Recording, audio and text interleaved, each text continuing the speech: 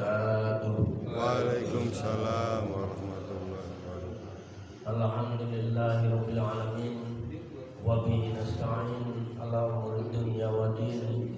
Wassalatu wassalamu ala asyrofil anbiya'i wal mursalin ala sayyidina Muhammadin wa ala alihi wa sahbihi ajmain. Rabbi shrah li sadri wa yassir li amri wahlul 'uqdatam min lisani yafqahu qawli. Alhamdulillahirabbil alamin. Bapak-bapak jamaah sholat subuh Masjid Al-Madinah yang insyaallah dirahmati Allah. Pertama-tama dan yang paling utama, marilah kita selalu panjatkan puja dan puji syukur kehadirat Allah Subhanahu wa taala, yang mana sampai pada pagi hari ini kita masih dilimpahkan beribu-ribu nikmat oleh Allah Subhanahu wa taala. Di antaranya kita masih dilimpahkan nikmat iman, nikmat Islam, nikmat kesehatan, dan juga nikmat kesempatan, sehingga pada pagi hari ini kita masih bisa bersama-sama melaksanakan sholat subuh berjamaah di Masjid Al-Madinah yang kita cintai ini. Semoga apa yang kita lakukan merupakan bentuk wujud syukur kita kepada Allah Subhanahu wa taala, sehingga dengan rasa syukur itu Allah akan menambah nikmatnya kepada kita sekalian. Amin ya Allah ya rabbal alamin. Sholawat serta salam semoga senantiasa tercurahkan kepada junjungan kita Nabi besar Muhammad sallallahu alaihi wasallam beserta keluarganya, para sahabatnya, dan juga para pengikutnya, dan mudah-mudahan kelak kita tergolong umatnya yang akan mendapatkan syafaat di yaumul qiyamah nanti. Amin ya Allah ya rabbal alamin.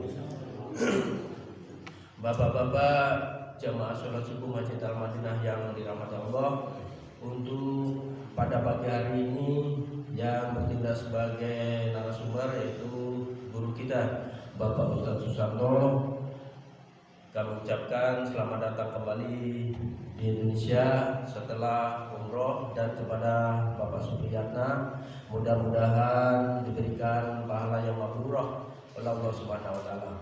Amin ya Allah ya rabbal alamin. Baik, untuk pada pagi hari ini Bapak Ustadz Susanto akan memberikan tausiah sampai pada waktu surut, dan seperti biasa di akhir sesi ada tanya jawab. Barangkali ada bapak-bapak yang ingin bertanya atau ingin menambahkan, dipersilahkan di sesi nanti. Baik, untuk memulai acara pada pagi hari ini, mari kita baca basmalah secara bersama-sama. Bismillahirrahmanirrahim. Untuk mempersingkat waktu, kepada Bapak Ustadz Susanto, waktu dan tempat kami persilakan.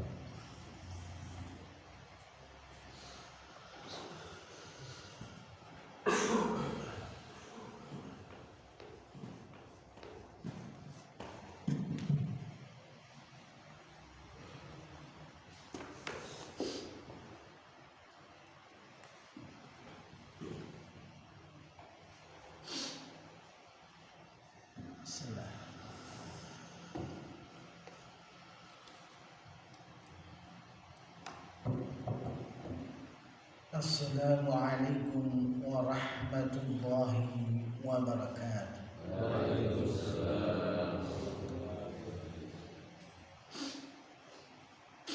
Innal hamdalillah nahmaduhu wa nasta'inuhu wa nastaghfiruh wa natubu ilayhi wa na'udzu billahi min shururi anfusina wa min sayyiati a'malina. من يهد الله فلا مضل له ومن يضلله فلا هادي له. أشهد أن لا إله إلا الله وحده لا شريك له وأشهد أن محمدا عبده ورسوله الذي لا نبي بعده. أما بعد، فقال الله تعالى في كتابه الكريم: أعوذ بالله من الشيطان الرجيم. إن الله لا يغفر أن يشرك به شيئا ويغفر ما دون ذلك. صدق الله العظيم. والحمد لله رب العالمين على نعمة الله Alhamdulillah wa syukurillah ala ni'matillah. Para jamaah sekalian, para asatidz yang saya muliakan,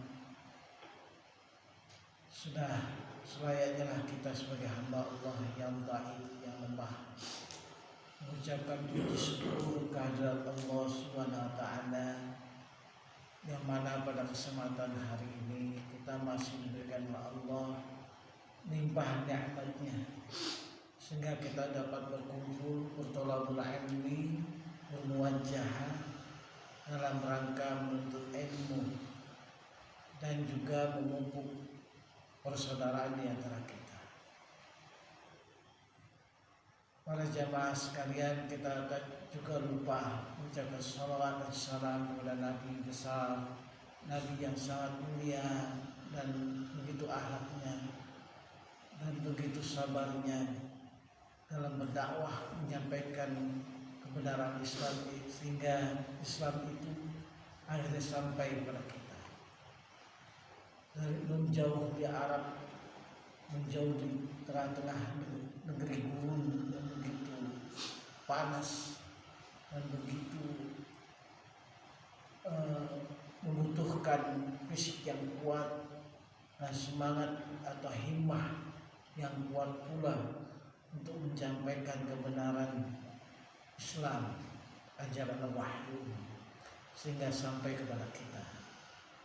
Para jamaah sekalian, saya bertugas menyampaikan materi tauhid yang sudah berapa bab yang sudah disampaikan, dan mudah-mudahan ini menjadi suatu wasilah kita bisa memurnikan ibadah kita, bisa menguatkan jiwa kita, sehingga kita menjadi orang-orang yang termasuk atau tergolong orang-orang yang mukhlisin, orang-orang yang mendapatkan rahmat, kebahagiaan yang tak terhingga dari Allah Subhanahu wa taala. Para jamaah sekalian, kita awali kajian kita dengan membaca basmalah bersama-sama. Bismillahirrahmanirrahim. Para asatidz dan jamaah sekalian yang saya hormati, kajian tauhid ini adalah diberikan dalam upaya kita memurnikan ibadah kita. Hal ini menjadi prinsip penting bagi kita, sehingga kita dapat berkah dan pahala yang besar dari Allah Subhanahu wa taala. Kajian ini sudah sampai kepada pembahasan penggunaan tamimah, penggunaan cincin, penggunaan kalung, mantra-mantra. Nah, ini menjadi satu perhatian kita sebagai umat Muhammad. Jangan sampai kita terlena, terbawa dengan atau jimat-jimat, ya disebut jimat, ya. Jangan sampai kita terpedaya oleh jimat-jimat tersebut. Kalau kita masih ada keyakinan semacam itu, marilah kita lepaskan, kita tanggalkan kekuatan selain dari Allah. Ajimat-ajimat, ya, yang mungkin kita awalnya tidak menyadari bahwa itu satu hal yang tindakan yang musyrik, yang salah, mendekatkan kepada kemusyrikan, memberikan kekuatan katanya benda ini, kemudian juga mendatangi tempat-tempat yang dianggap berkah, yang di dalam syariat tidak diinformasikan. Bisa di pohon-pohon besar, di satu tempat di Gunung Kemukus atau Gunung apa yang bisa membuat kita ini hidupnya menjadi bahagia, kata. Kita meminta di bumi tersebut, kita berdoa di sana. Kita kan berdoa kepada Allah, tapi ke tempat yang tidak disyariatkan. Boleh jadi doa kepada Allah, tapi kalau salah di tempat-tempat penyembahan selain Allah kita berdoa, itu menjadi musyrik. Saya di tempat-tempat tertentu yang ada diinformasikan Gunung Kawi atau manapun yang tidak disyariatkan. Yang disyariatkan itu di mana, Bapak? Yang disyariatkan kita datang mengunjungi tempat-tempat yang berkah. Di mana? Ya, di Mekah dan Madinah, Masjid Nabawi dan Masjidil Haram. Kemudian di tempat-tempat yang Nabi sampaikan bahwa ini tempat berkah. Itulah yang maksud saya, sesuai dengan syariat. Informasi syariat, tempat-tempat yang sangat ijabah, tempat-tempat yang sangat dimudahkan mendapatkan berkah adalah Baitullah, Masjidil Haram, Ka'bah. Di sana kita banyak meminta kebahagiaan, ilmu, rezeki dan sebagainya. Bukan di gunung-gunung itu ya, gunung Kemukus, gunung apa itu yang tidak disyariatkan. Atau ada satu tempat yang katanya seperti di Makkah. Nah, ini suatu salah, itu sudah suatu kesalahan besar. Kalaulah di negeri ini ada tempat yang semisal dengan Makkah dan Madinah, Busit, ya. Jadi harus berhati-hati tatkala kita meyakini sesuatu, ya, keberkahan itu hanya dari Allah, kebahagiaan itu yang hakiki hanya dari Allah, ya, bukan dari yang selainnya. Dan kalau kita mencari keberkahan kemudian berdoa ada di tempat-tempat mustajab yang diperkenankan oleh syariat, di Masjid Nabawi tersebut kita beribadah mendapatkan ganjaran 1000 ya. Ya, kalau di Masjidil Haram 100.000. Ya, itu adalah suatu hal yang tidak bisa ditawar kembali. Jadi cobalah kita semua berniat, niat saja kan nggak apa-apa. Niat saja kita ingin ke Baitullah, ingin ke Masjid Nabawi, ya, tempat Nabi mengawali dakwah Islam, ya. Dan kemudian di sana adalah tempat-tempat itu mustajab banyak, ya Raudhah. Ustaz Ali juga sudah ke sana dan itu suatu hal yang kenikmatan yang besar buat kita. Di Raudhah itu sulit sekali ya. Askar itu selalu tak memberikan kesempatan kita untuk berdoa lama-lama di sana karena bergantian. Untuk saudara-saudara yang lain, ya menabunglah sekarang.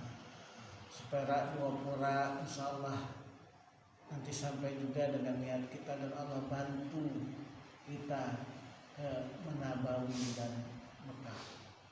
Dan itulah kebahagiaan yang masa sisa usia kita ini kita manfaatkan untuk berziarah. Umrah itu artinya berziarah ke Madinah dan Baitullah. Itu kira-kira yang saya sampaikan dan pesankan. Dan kita tidak boleh membandingkan Allah itu dengan sesuatu yang lain. fala taj'alu lillahi andada wa antum ta'lamun. Janganlah kita menyandingkan, menyamaratakan atau menjadikan selain Allah itu adalah tandingan daripada Allah. Jangan. Itulah perbuatan kemusyrikan. Al-andadu huwa syirku. Katakan di sini, tandingan itu adalah perbuatan syirik. Jadi jangan kita mencari-cari kekuatan selain kekuatan Allah, mencari keberkahan selain kepada Allah, berdoa itu kepada Allah, bukan kepada selain Allah.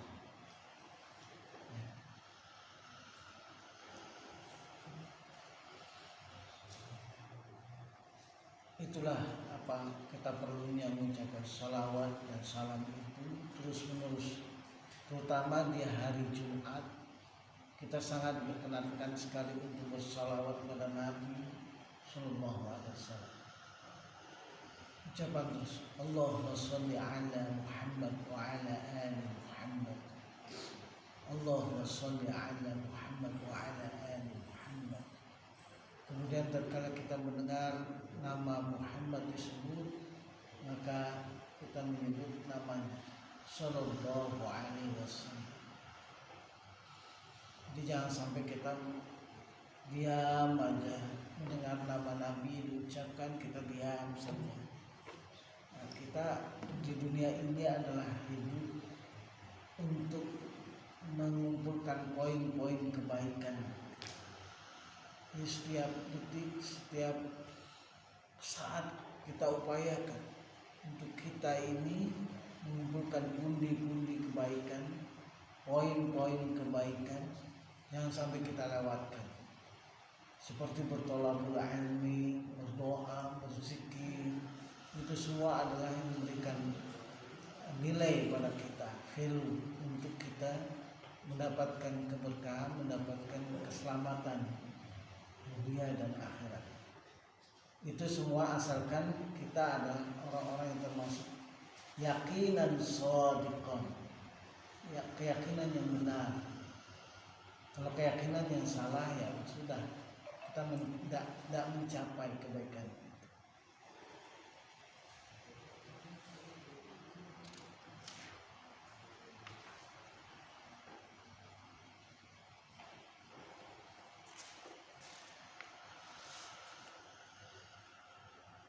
Yang diperkenankan lagi apa? Hajarul Aswad.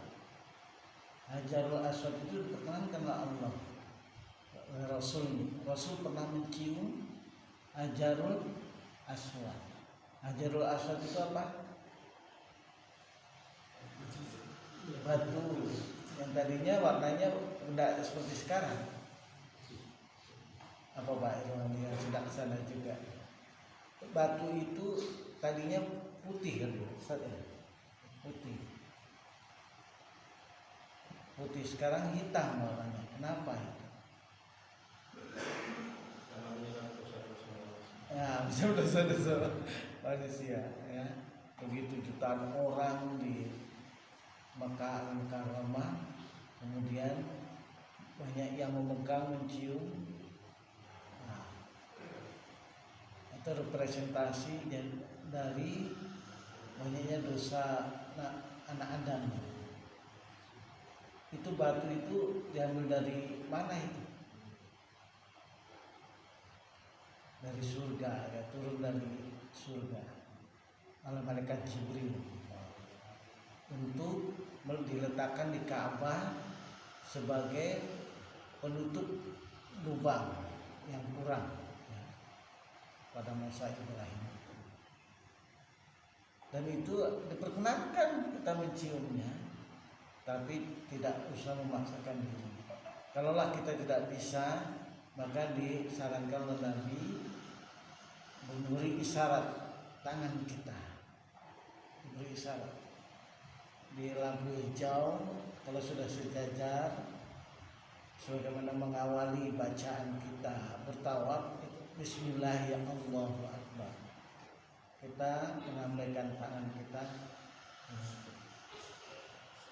Dan itu Sayyidina Umar sudah pernah juga mengatakan kalau batu ini tidak dicium oleh Rasulullah, aku tidak akan menciumnya. Itu Sayyidina Umar mengatakan begitu. Maka dari itu apa yang sudah diperkenankan secara syariat itulah kita capai, kita upayakan.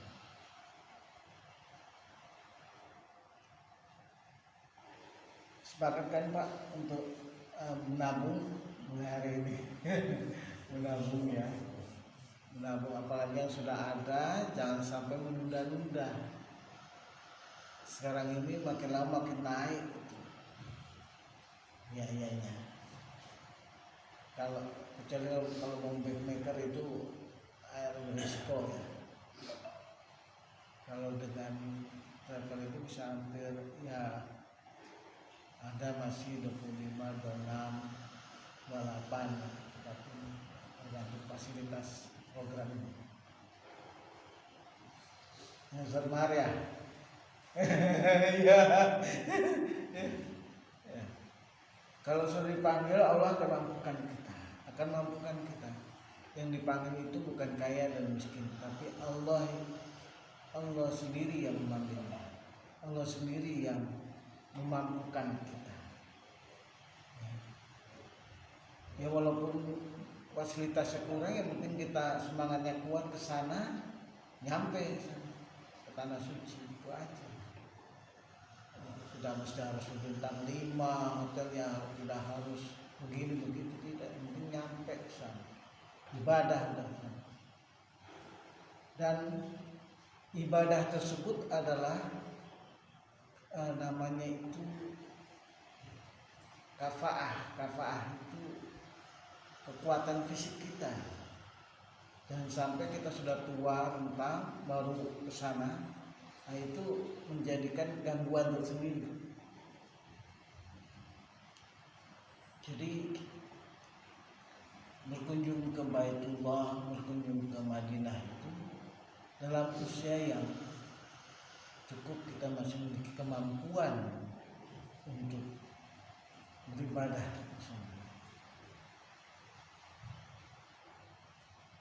di sana itu mengupayakan kita bisa mengikuti rangkaian ibadah. Jangan sampai itu tidak bisa mengikuti. Kalau yang belum bisa, kalau sudah usianya sudah mencapai 60, kalau di sana masih ada yang 60 ya, ikut program itu, semangatnya kuat, fisiknya berlatih, 60 masih kuat. Kalau dirasa belum mencukupi tabungannya, itu adalah kita sholat subuh kemudian sampai subuh beriktikaf, bertolabur ilmi, insya Allah nilainya akan sama dengan bagaimana? Nilainya akan sama dengan umrah dan haji. Tapi jangan juga berpikir begitu dulu ya. Masalah terkait tempat. Di Al-Madinah, tapi beda dengan Madinah di Nabawi sana. Ya.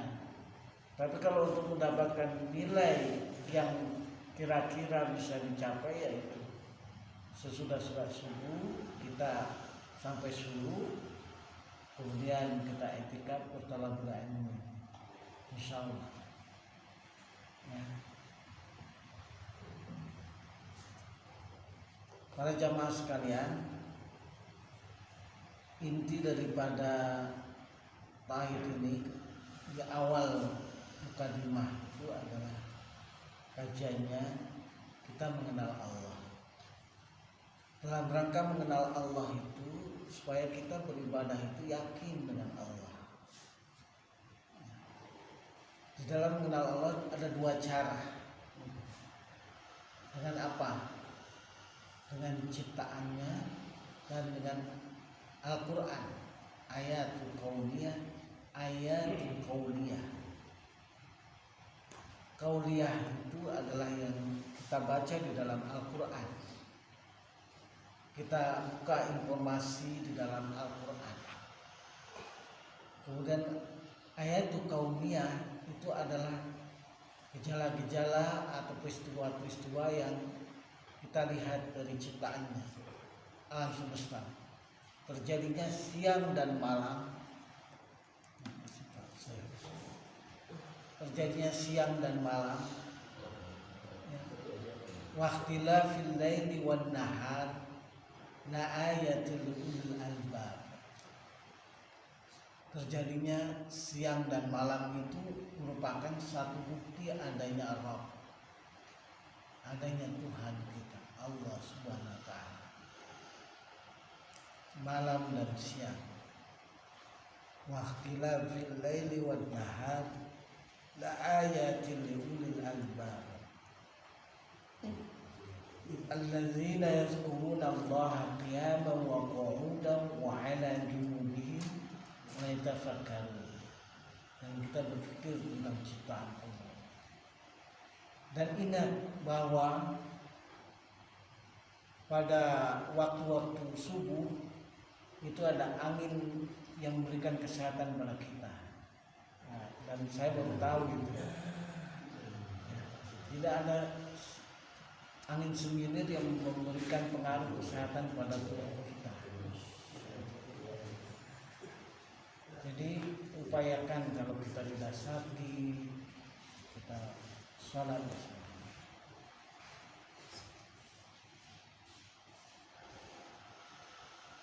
Mungkin ada asatidz lain yang bisa memberikan informasi tentang keajaiban. Keutamaan subuh itu adalah pergantian dari malam ke siang. Ini kita pelajari, dan di situ ada satu angin yang bisa memberikan kesehatan pada kita. Siapa yang bisa membuktikan? Maka orang-orang yang rajin sholat subuh itu rata-rata sehat.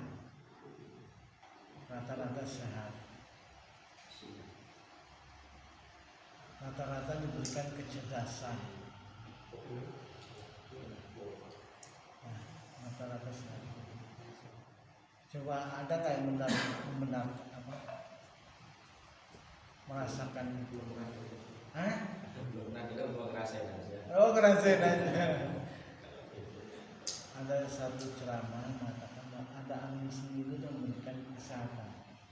Kalau subuh itu pintu-pintu jendela dibuka lah biar hawa pagi masuk. Kalau kita kebiasaannya termasuk saya tidur kemudian itu kurang bagus, nggak bagus. Itu masih jendela ditutup sehingga keluar matahari kita tidak mendapatkan angin kesehatan. Jadi rupanya ada angin yang memberikan kesehatan buat tubuh.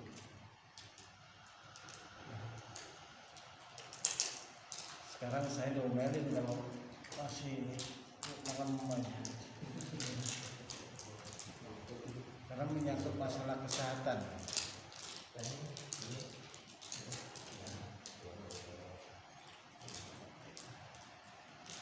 Ada lagi yang bisa menceritakan itu, Ustaz Ali nih. Bisa menceritakan tentang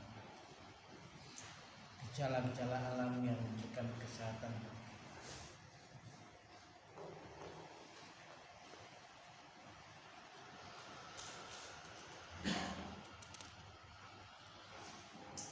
Kita dilarang menggunakan benda-benda yang seperti kalung,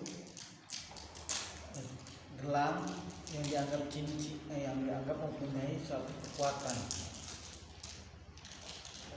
Suatu kekuatan itu tidak boleh. Misal kita beli di mana gelang bahar, sebenarnya kalau pada umumnya kita ini gelang bahar lah. Taruh di sini mau memberikan kesehatan, kekuatan macam-macam, punya pengaruh kekuatan kesehatan. Jangan sampai seperti itu. Kemudian dulu orang tua kita memberikan kalung terbuat dari benang.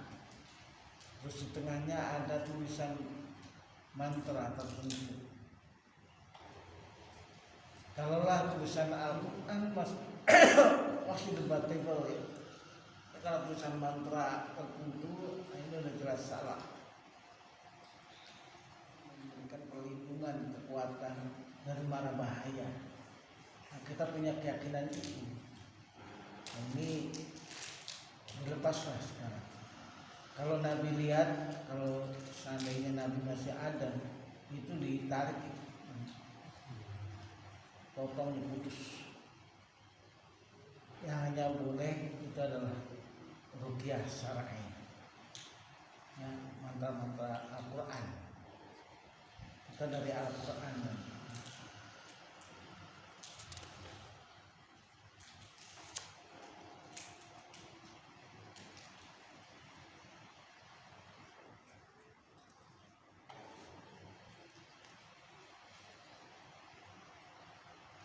Imam Syafi'i berkata, saya mengingatkan lagi supaya kita teringat terus. Al-ilmu qoblal qawli wal amal. Ilmu itu adalah sebelum berucap dan beramal. Jadi tatkala kita mau berucap, diupayakan kita tahu ilmunya. Ma taqulu salaka bihi ilmun inna sam'a wal basara wal fu'ada kullu ulaika mas'ula. Jadi kalau bicara seperti saya begini, kita harus berilmu dulu, jangan asal bicara, harus punya dasar ilmu, ya, dasar dari Al-Quran maupun hadis. Nah, yang pertama itu adalah mengenal Allah tadi melalui ciptaannya, melalui ayat-ayatnya. Allah informasikan melalui Al-Quran. Ayatul qauliyah, ayatul kauniyah. Kemudian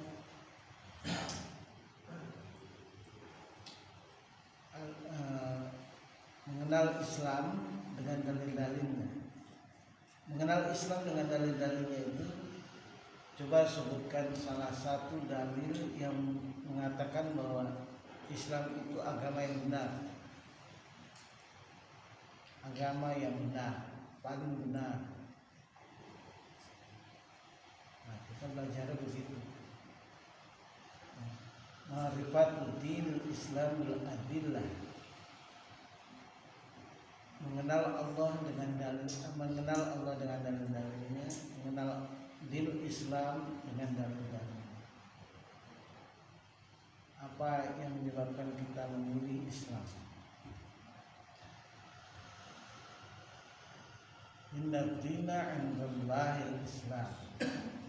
Wa may yabtaghi ghairal islami dinan fala yuqbala minhu wa huwa fil akhirati minal khasirin. Kita ini kebanyakan kan keturunannya Islam, karena orang tua kita Islam, kita Islam. Ya, kita nggak ngerti kenapa harus memilih Islam, kenapa kita harus beribadah. Itu karena kita mengikuti, mengekor dari orang tua. Padahal orang tua sendiri tidak lengkap informasinya tentang Islam. Ya, kita Islam lah. Syarat Islam apa? Syarat Islam bersyahadat. Bersyahadat. Asyhadu an la ilaha illallah wa asyhadu anna Muhammadar Rasulullah. Kalau di tarekat-tarekat kita bersyahadat dengan siapa? Dengan pemimpin tarekat, itu namanya apa? Mursyid. Asyhadu an la ilaha illallah wa asyhadu anna Muhammadar Rasulullah. Baru kita diberikan pemahaman tentang syahadat. Asyhadu an la ilaha illallah itu artinya apa?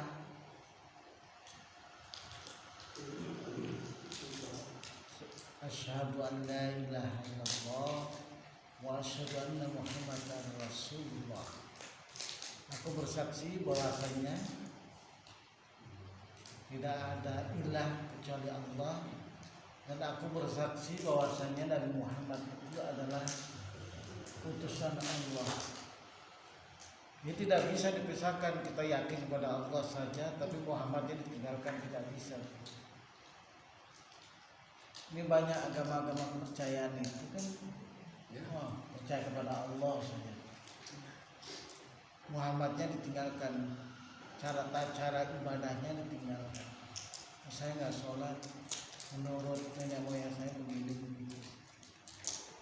Jadi harus diperbaiki, ditingkatkan pemahaman kita ini. Allah, Rasul sebagai syariatnya, cara penyembahannya dan sebagainya. Ya.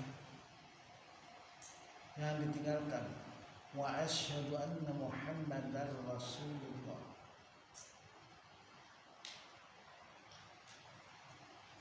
Ditinggalkan ya kalau kita masih melakukan perbuatan-perbuatan semacam yang tadi saya sebutkan, itu ditinggalkan aja. Kalau ada jimat-jimat dibuang aja, dibakar. Nah itu konsultasi sama Pak ini. Pak, kalau ada sihir-sihir atau ada jimat-jimat itu dibuang aja. Ya. Jangan sampai dipelihara. Itu membebani kita, dan kalau kita dipanggil Allah itu agak sulit kalau kita punya barang-barang tersebut,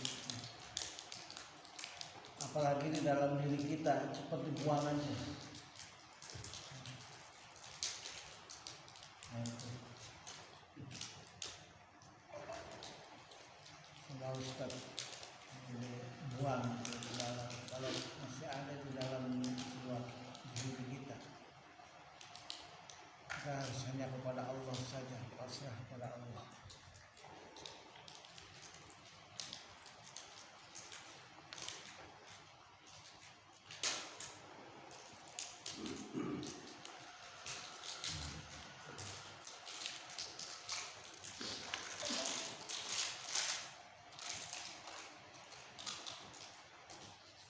Masih ada barang-barang yang itu yang kita masih miliki, jangan sampai kita buang semua, yang punya manfaat malah membebani kita di akhirat.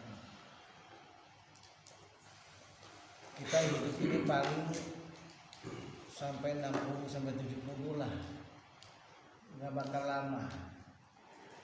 Kita harus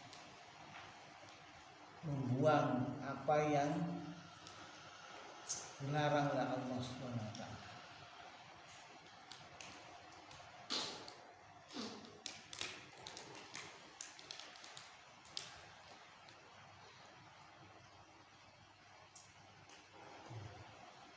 Ada di sini yang mau didiskusikan?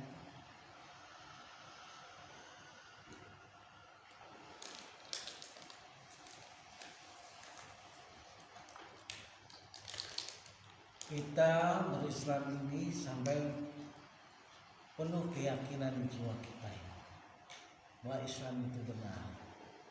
Inna dina 'indallahi Islam. Ma'rifatud dinil Islamil adillah. Jadi kita pelajari bahwa Islam itu butuh pengetahuan tentang dalil-dalil.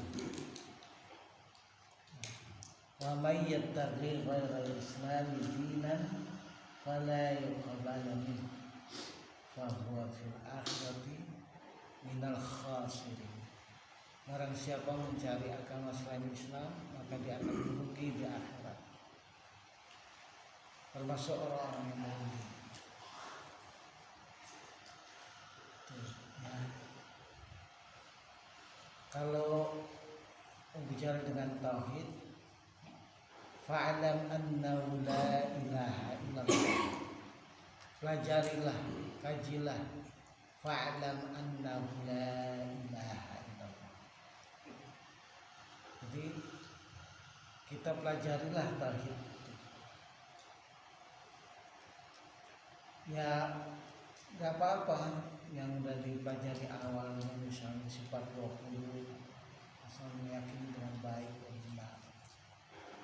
Wujud kidam bako mukhalafatul hawadis. Itu kalau dikaji secara mendalam lumayan.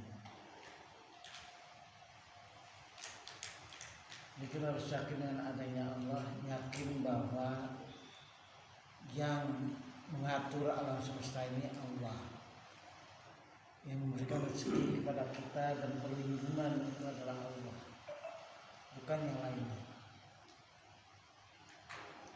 Keyakinan itu harus tumbuh dalam diri kita dan makin mempertebal iman kita dengan Allah uji. Allah untuk mempertebal keimanan kita, Allah memberikan ujian kepada kita. Yang entah penyakit, yang entah agak kesulitan. Kita dalam hidup ini kan ada aja kita temukan, misalnya kita diuji kesempitan, kita diuji sakit. Itu Allah kan rindu untuk kita memintanya, kita berdoa kepadanya. Mungkin kita jarang berdoa, jarang tulus berdoa dan sebagainya, sehingga kita diuji. Boleh jadi kita tidak diuji, dan itulah kita dikhawatirkan mendapatkan istidraj. Istidraj itu apa? Azab yang tertunda. Istidraj itu kita tidak sholat, kita malas beribadah dan sebagainya. Itu kita tetap saja dalam keadaan rezekinya banyak gitu, sehat, badannya kuat, itu istidraj. Ibadah tapi nggak mau, itu istidraj. Tapi kalau kita masih beribadah kepada Allah, berdoa kepada Allah, insya Allah itu keberkahan dari Allah.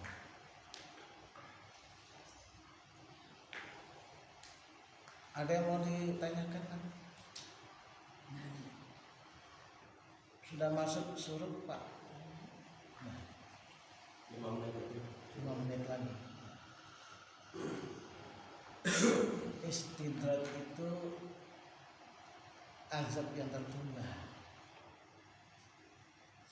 Jadi kalau kita tidak beribadah pada Allah SWT, kita cuek dengan kebenaran, kita malas dengan kebaikan, tapi Allah beri kita rezeki.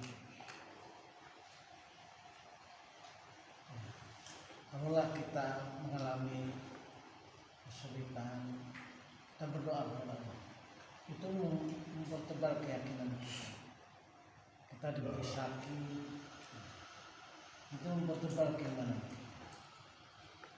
Ya, kita selalu bergantung kepada Allah. Saya lagi tadi kita mulailah menabung perak, 2 perak. Yang namanya berangkat itu berkunjung ke Baitullah, itu tidak mesti biaya kita sendiri. Biaya dari anak kita bisa, biaya dari saudara kita bisa, biaya dari orang-orang berbawan tertentu juga bisa. Jadi nggak menutup kemungkinan itu. Kalau kita sering berdoa dan kita rindu kepada Baitullah, insya Allah Allah mudahkan jalannya. Ya, jadi nggak ada jalan yang rumit, yang sulit. Kalau Allah sudah berkehendak memanggil kita, Allah akan mampukan. Dan ingat, orang-orang yang sudah memiliki dana yang cukup tapi tidak berangkat dari, jangan bertunda-tunda kebaikan. Khawatir kita semakin tua dan tidak memiliki kekuatan. Dan kekuatan itu kita yang mengerti kondisinya. Karena tidak setiap yang tua itu mesti tidak kuat, tidak. Ada yang memiliki kekuatan financial, keuangan, dan juga badan kita, jismun, badan. Insyaallah kita bisa berangkat. Ya. Di sana saja kalau sudah tua kursi roda aja dari ayo naik kursi roda itu mahal itu, kalau nggak punya duit malah bisa 1 juta.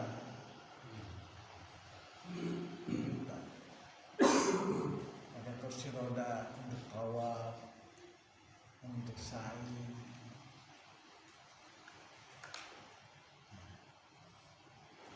Ya, saya hanya mengingatkan saja, mengajak aja. Kalau sudah punya dana yang cukup, sudah daftarkan aja. Kalau belum, tabung terus uang. Seperak 2 perak, lama-lama juga beberapa tahun pun. Asal diniatkan. Itu cukup yang saya bisa sampaikan. Mudah-mudahan bermanfaat. Jauhlah, tinggalkanlah yang membuat kita ini menjadi orang-orang yang merugi.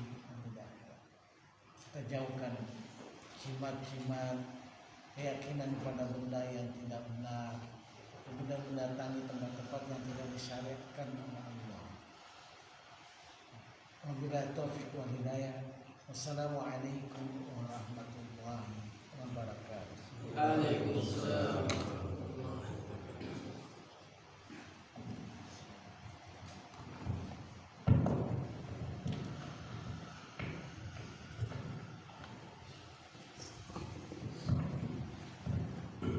Ya, alhamdulillahirrahmanirrahim.